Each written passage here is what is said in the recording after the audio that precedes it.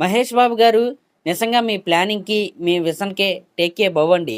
ఈ మాట నేను ఎందుకు అంటున్నానంటే, 'వారణాసి' సినిమాని ఉద్దేశించి కాదు.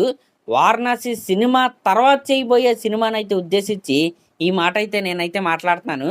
దీని గురించి కాసేపు ఆగిన తర్వాత మనమైతే మాట్లాడుకుందాం.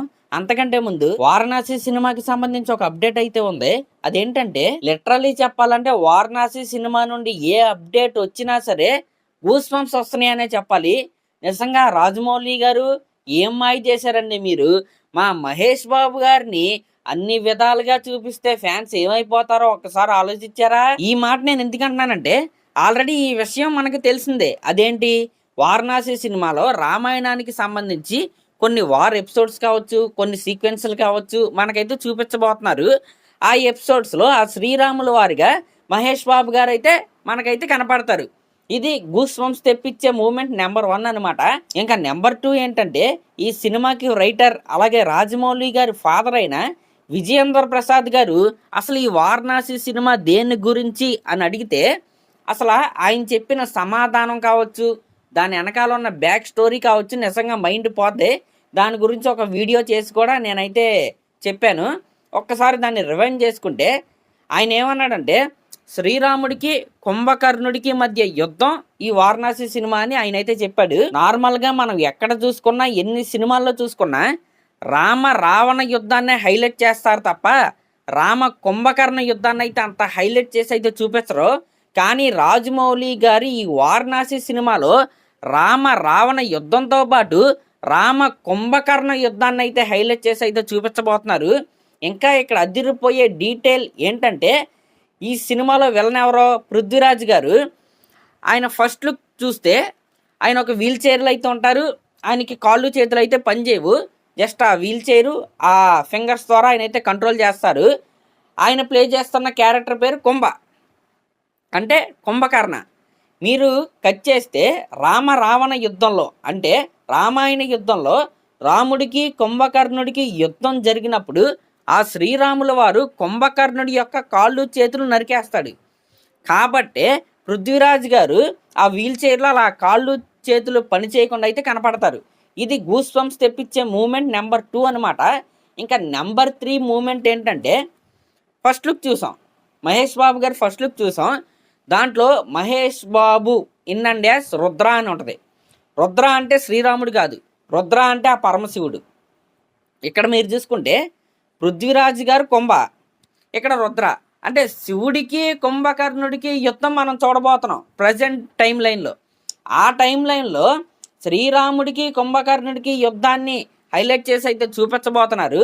కట్ చేస్తే ప్రజెంట్ అంటే అన్ని లేయర్స్ దాటి అన్ని టైం లైన్స్ దాటి వీళ్ళు మళ్ళీ పుడతారు ఖచ్చితంగా. అలా పుడితేనే ఇదైతే సాధ్యమైద్ది. ఎందుకంటే కుంభకర్ణుడు మళ్ళీ పుడితేనే అలా కాళ్ళు చేతులు లేకుండా కుంభలాగైతే తిరిగి వస్తాడు. మీరు చూసుకుంటే కుంభకర్ణుడు కుంభ, ఇక్కడ రుద్రుడు శివుడు. అదే నేను చెప్పేది. ఆ అప్డేట్ ఏంటంటే ఈ వారణాసి సినిమాలో మన మహేష్ బాబు గారు ఓన్లీ శ్రీరాముల వారిగానే కాకుండా ఆ పరమశివుడిగా కూడా కనపడబోతున్నారు. ఇది జస్ట్ శాంపుల్ మాత్రమే. ఇంకా సినిమాలో చాలా లేయర్స్ ఉన్నాయి. స్టోరీ కూడా చాలా అంటే చాలా పెద్ద స్కేల్లో అయితే ఉండబోతుంది. ఇంకా ఎన్ని సర్ప్రైజ్లు ఉన్నాయో మనకి తెలియాలంటే సినిమా వచ్చేంతవరకు అయితే వెయిట్ చేయాల్సిందే. యాక్చువల్గా ఇది ఎలా క్రాక్ అయిందంటే ఇక్కడ రుద్ర అంటే పరమశివుడు, శ్రీరాములు వారి పేరు పెట్టాలంటే శ్రీరాముడు లేకపోతే రాము అని ఆ రకంగా పెట్టాలి. కానీ ఇక్కడ శివ వర్సెస్ కుంభకర్ణ వారిని కూడా మనం అయితే ఈ సినిమాలో అయితే చూడబోతున్నాం. నిజంగా అసలు ఒక్కొక్క పాయింట్ ఈ సినిమా గురించి ఆలోచిస్తూ ఉంటే, ఒక్కొక్క డాట్ని మనం కనెక్ట్ చేసి ఆలోచిస్తూ ఉంటే మైండ్ పోద్దనమాట. అసలు రాజమౌళి గారు ఏం క్రియేట్ చేస్తున్నారు, అది గనక సరిగ్గా క్లిక్ అయిందా జాతర జరిగిద్ది. ఎక్కడ ఇండియాలో కాదు, హాలీవుడ్ వైడ్గా రాజమౌళి గారు ఇచ్చే ఆ మైథాలజీ ప్లస్ ఎమోషనల్ టచ్కి ప్రతి ఒక్కరు కనెక్ట్ అవుతారు. సినిమా అంటే మన తెలుగు సినిమా ఖ్యాతి ఖండాలు దాటి ఖండాలుగా అలా వ్యాప్తి చెందిద్ది. దీంట్లో ఎటువంటి డౌట్ అయితే లేదు.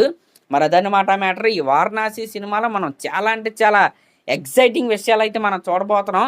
Rama versus Kumbhakarna fight, Rudra versus Kumbha fight, ఇంకా చిన్నమస్తి అమ్మవారిని ఎందుకు చూపించారు, అసలు ఆ స్టోరీ ఏంటి, అంటార్క్టికా ఎందుకు చూపించారు, ఆ స్టోరీ ఏంటి, ఆఫ్రికా అడవులు చూపించారు, ఆ స్టోరీ ఏంటి, యాస్ట్రాయిడ్ ఏదో పడుతుందని చూపించారు, ఆ స్టోరీ ఏంటి, అసలు వారణాసిలోని ఇదంతా ఎందుకు జరుగుతుంది, ఇదంతా తెలియాలంటే ఏప్రిల్ డేట్ నేను మర్చిపోయా, April 7, 2027 వరకు మనమైతే వెయిట్ చేయాల్సిందే. ఇంక ఇది పక్కన పెడితే మనం ముందుగా మాట్లాడుకున్న ప్లానింగ్ ఏంటి, ఆ విజన్ ఏంటి, అదేంటంటే వారణాసి. వారణాసి అనేది ఒక జైంట్ సినిమా, అంటే దాని స్కేల్ వేరు, ఆ సినిమా రిలీజ్ అయిన తర్వాత క్రియేట్ అయ్యే యూపోరియా వేరు, మహేష్ బాబు గారి క్రేజ్ కూడా బార్డర్స్ని దాటి ఎక్కడికో వెళ్ళిపోద్ది. అలాంటి అల్ట్రా అంటే ఖచ్చితంగా ఇండస్ట్రీ హిట్ అయింది, దాంట్లో అనుమానం అయితే లేదు. అలాంటి అల్ట్రా బ్లాక్ బాస్టర్ తర్వాత ఏ సినిమా చెయ్యాలి అనే ఆలోచన ప్రతి ఒక్క యాక్టర్లు అయితే ఉంటుంది. ప్రజెంట్ వినపడుతున్న న్యూస్ ప్రకారం ఈ వారణాసి సినిమా రిలీజ్ అయిన తర్వాత మహేష్ బాబు గారు అలాగే యూత్ పిచ్చెక్కిపోయే డైరెక్టర్ అయిన సందీప్ రెడ్డి వంగా గారి కాంబో ఏదైతే ఉందో అది మ్యాక్సిమం ఫిక్స్ అయ్యే అవకాశం మనకైతే కనపడుతుంది. ప్రొడ్యూసర్గా ఏషియన్ సినిమాస్ వాళ్ళు ఉండే అవకాశం అయితే మనకైతే కనపడుతుంది. నిజంగా ఇదైతే అదిరిపోయే మూవ్ అని నేనైతే చెప్తాను. వారణాసి సినిమా తర్వాత వచ్చే ఏ సినిమా అయినా, అంటే మహేష్ బాబు గారి నుంచి వచ్చే ఏ సినిమా పైన అంచనాలు భారీగా ఉంటే దాన్ని అందుకోవటం చాలా కష్టం. కానీ సందీప్ రెడ్డి వంగా గారు లాంటి న్యూ ఏజ్ ఫిల్మ్ మేకర్ వల్ల అదైతే సాధ్యమైద్ది. కాబట్టి ఖచ్చితంగా ఈ న్యూస్ ఏదైతే ఉందో అది అఫీషియల్గా రావాలి, ఖచ్చితంగా జరగాలని నేనైతే కోరుకుంటున్నా. మనందరికీ తెలిసిందే మహేష్ బాబు గారికి సందీప్ రెడ్డి వంగా గారికి మంచి బాండింగ్ అయితే ఉంది. కాబట్టి ఆల్రెడీ టాక్స్ కూడా నడిచాయి, మ్యాక్సిమం కాంబో లాక్ అయినట్టే. ఇంకా మీరు చూసుకుంటే స్పిరిట్ సినిమా రిలీజ్ డేట్ ఏమో మార్చ్, వారణాసి రిలీజ్ డేట్ ఏమో ఏప్రిల్. ఎలా చూసుకున్నా సరే సందీప్ రెడ్డి వంగా గారు మహేష్ బాబు గారు ఇద్దరు ఒకేసారి ఖాళీ అవుతారు. కాబట్టి ఈ కాంబో మ్యాక్సిమం ఫిక్స్ అయ్యేలాగే నాకైతే కనపడుతుంది. ఫిక్స్ అవ్వాలనే మరొకసారి నేనైతే కోరుకుంటున్నా. ఈ రకంగా మహేష్ బాబు గారి ప్లానింగ్ చూసుకుంటే ఎట్ ద ఏజ్ ఆఫ్ 50 ఆయన పాన్ ఇండియా మార్కెట్లో అయితే అడుగు పెడుతున్నారు. అంటే అందరికంటే లాస్ట్లో మన స్టార్ హీరోస్లో పవన్ కళ్యాణ్ గారిని పక్కన పెట్టేస్తే అందరికంటే లాస్ట్లో ఆయన ఈ పాన్ ఇండియా మార్కెట్లో అయితే అడుగు పెడుతున్నారు. ఫస్ట్ అడిగే వారణాసి, రెండో అడుగు సందీప్ రెడ్డి వంగ. ఈ 2 అడుగులు సరిగ్గా పడ్డాయా మన టాలీవుడ్ నుంచి మరొక పెద్ద బిగ్గెస్ట్ పాన్ ఇండియా స్టార్ అయితే మహేష్ బాబు గారే అవుతారు. దీంట్లో ఎటువంటి డౌట్ అయితే లేదు. అఫ్ కోర్స్ మహేష్ బాబు గారి గురించి తెలియని వాళ్ళు ఎవరో లేరు బాలీవుడ్లో, అందరికీ తెలుసు. కానీ తెలియటం వేరు, గ్రౌండ్ లెవెల్లో క్రేజ్ తెచ్చుకోవటం వేరు. ఆ గ్రౌండ్ లెవెల్ క్రేజ్ ఏదైతే ఉందో ఈ 2 సినిమాలతో మహేష్ బాబు గారికి అయితే వస్తుందని నేనైతే అనుకుంటున్నా. మరి అదనమాట మ్యాటర్. మరి దీనిపై మీరేమనుకుంటున్నారో కామెంట్ చేయండి. అలాగే మన ఛానల్ని కనుక ఫస్ట్ టైం చూస్తున్నట్టయితే ఖచ్చితంగా సబ్స్క్రైబ్ చేసుకోండి. Thank you.